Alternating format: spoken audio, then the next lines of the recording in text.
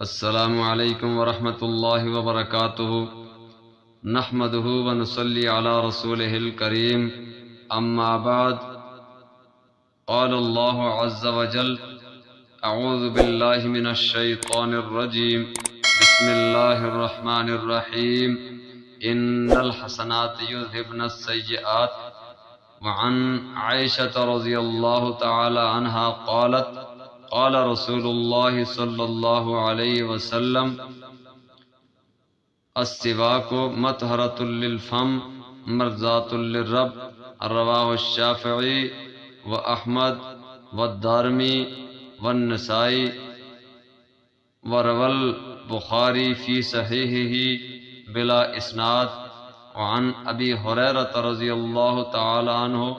عن النبی صلی اللہ علیہ وسلم قال لولا ان اشق على امتی لامرتهم بالسواک عند كل صلاة رواہ بخاری ومسلم واللفظ لمسلم او کما قال علیہ الصلاة والسلام اللہم صلی علی محمد وعلی آل محمد کما صلیت علی ابراہیم وعلی آل ابراہیم انک حمید مجید اللہم بارک علی محمد وعلی آل محمد کما بارکت علی ابراہیم وعلی آل ابراہیم انک حمید مجید۔ حضرات محترم، حاضرین، سامعین گرامی، ارباب علم و دانش، ارباب سخن فہم، ہمارے گزشتہ درس جو کہ غسل کے موضوع پر چند وافی اور کافی مسائل کا بیان گزر چکا ہے جو انتہائی ضروری اور اہم تھے،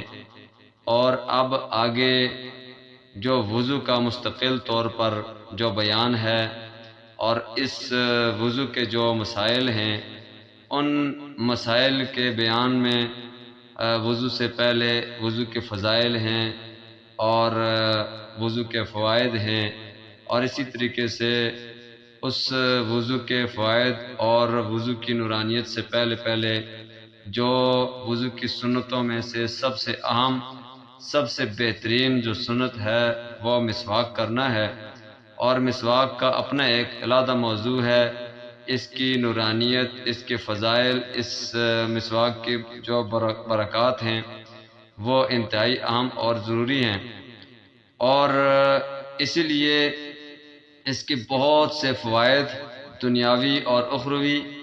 اور اسی طرح بہت سارے جو ہے اس کے احادیث مبارکہ میں جو ہے وہ بڑے فضائل کا تذکرہ احادیث مبارکہ میں موجود ہے، اور قرآن پاک میں رب ذوالجلال نے خود ارشاد فرما دیا کہ ان الحسنات یذہبن السیئات، بے شک نیکیاں برائیوں کو لے جاتی ہیں، ختم کر دیتی ہیں، زائل کر دیتی ہیں۔ تو بہت بڑی جو بھلائی اور حسنہ ہے، وہ بڑی خیر اور بھلائی کا جو کام ہے وہ مسواک ہے، اور مسواک کی وجہ سے بہت سارے گناہ ختم ہو جاتے ہیں، اور جسمانی بہت سارے جو وہ نقصانات وہ بھی دور ہو جاتے ہیں، اور اسی طریقے سے احادیث مبارکہ میں اس مسواک کے جو فضائل ہیں وہ بیان فرمائے گئے ہیں۔ پہلی حدیث مبارکہ جو میں نے تلاوت کی ہے، حضرت اماں عائشہ رضی اللہ تعالی عنہا سے روایت ہے کہ حضور اقدس صلی اللہ علیہ وسلم نے ارشاد فرمایا کہ مسواک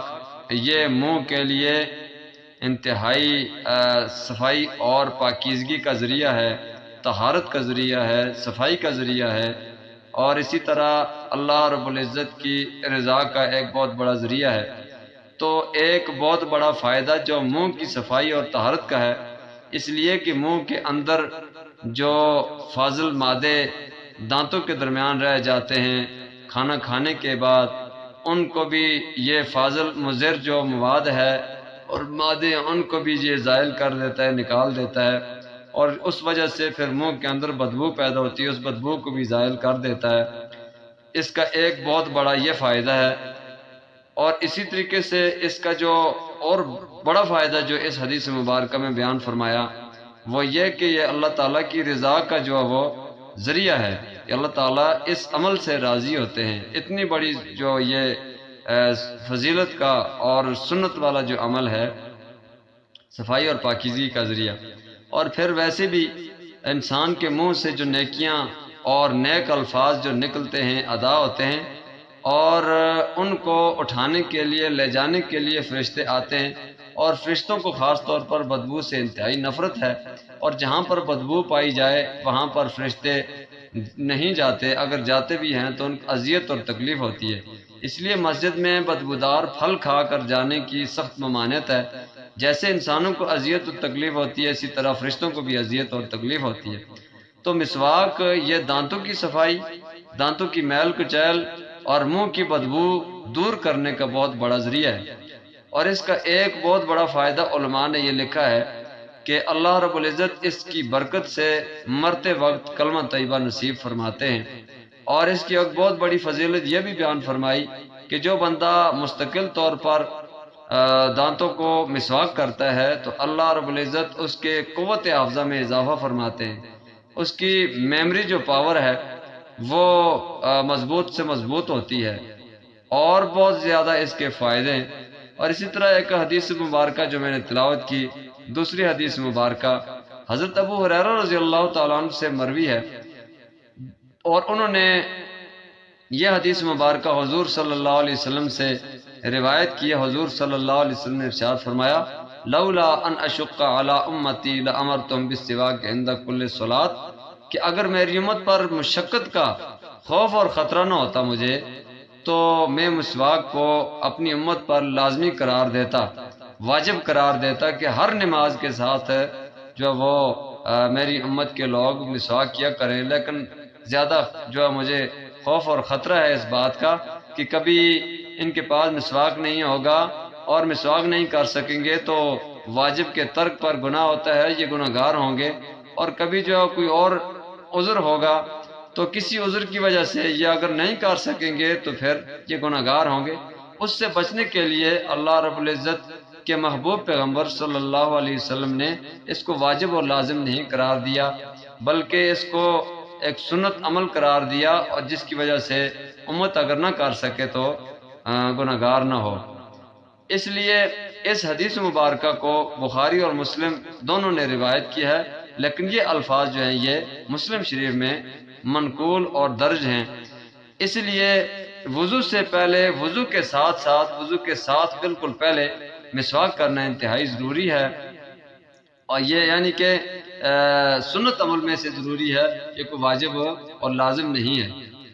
اس لیے مسواک تقریباً ہر وقت کرنا چاہیے۔ بڑے اس کے فائدے، اللہ رب العزت کی رضا کے حصول کا جو بہت بڑا ذریعہ، اور صفائی اور طہارت کا بڑا ذریعہ ہے۔ اللہ تعالیٰ ہم سب کو مسواک کی اہمیت، فضیلت سمجھنے کی اور اس پر عمل کرنے کی توفیق عطا فرمائے۔ اس کے بعد انشاءاللہ وضو کی جو فضائل، برکات، نورانیت، اور پھر وضو کے فرائض، اور پھر آگے چل کر وضو کی سنتیں، وضو کا مکمل طریقہ، یہ سب کچھ جو ہے وہ آگے بیان کیا جائے گا۔ اس ویڈیو کو زیادہ سے زیادہ جو ہے وہ شیئر کریں اپنے گروپس میں، اپنے دوستوں میں، تاکہ خیر اور بھلائی اور مسائل کی جو تشہیر ہے یہ زیادہ سے زیادہ ہو۔ اور پھر اسی طریقے سے ویڈیو کو لائک کیا کریں اور بیل آئیکن کو پریس کیا کریں تاکہ نئی آنے والی ویڈیو کا نوٹیفیکیشن پر وقت آپ کے پاس پہنچ جائے۔ اور اسی طرح ہمارے فیس بک پیج جو ہے وہ محمد اظہر یا مفتی محمد اظہر کے نام سے، اس کو ضرور فالو کریں تاکہ وہاں پر بھی جو نئی آنے والی ویڈیو ہو اور وہ آپ کے پاس پہنچائے، اور مسائل سن کر جو ہے وہ ان پر عمل کرنے کی توفیق جو اللہ تعالیٰ سے ہم مانگتے ہیں، اور مسائل سے فائدہ ہو، اللہ تعالیٰ عمل کرنے کی توفیق عطا فرمائے۔ جزاکم اللہ خیر الجزاء۔ السلام علیکم ورحمۃ اللہ وبرکاتہ۔